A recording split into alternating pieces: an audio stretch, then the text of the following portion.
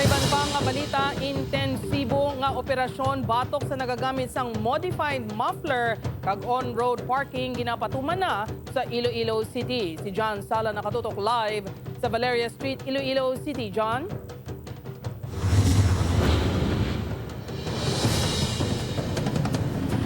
Jared, pagkatapos ng inmando ni Iloilo City Mayor Jerry Treñas ang paglagas sa mga violator sa illegal parking kag modified muffler, kilayon niya ginsuguran ang mas hugot na operasyon.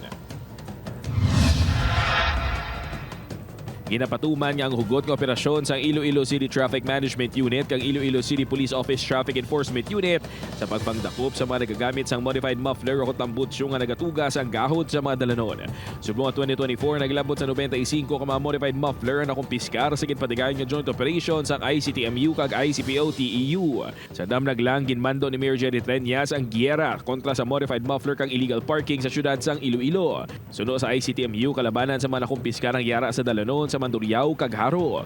Hugot ang paandam sang ICTMU sa mga motorista nga hindi na magpatuga-tuga nga magpamodify sang tambutsyo. Sa to sa anti-muffler ordinance ang Iloilo City LGU, 5,000 pesos ang penalidad sa third offense sa mga nagakaladakpan. Maybe mga kulang sa pansin. At least hindi yun sa diri sa syudad sa Iloilo because may existing ordinance kita. Nag-request ng ICPO sang dugang nga 8 ka mga decibel meter sa Iloilo City Government tungod isa lang ang ila ginagamit subong. Samtang sa datos naman sang ICTMU halin sang December 2023 may 34 na sila ka mga motorsiklo, 14 ka mga e-trike kag 74 ka mga tricycle. Ngagin pang impound bangod sa on-road parking.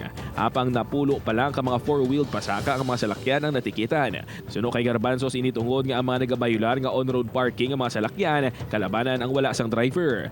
May ginabilinan lang sang alarm ticket ang enforcer apang wala man nagabayad sang violation sa City Hall.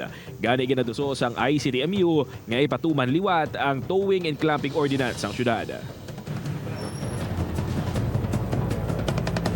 Jared, sa karon may gintukod na nga operating kag enforcement team nga magatutok sa implementasyon sa operasyon batok sa modified muffler kag illegal parking. Jared. Maraming salamat sa update, Kapuso John Sala.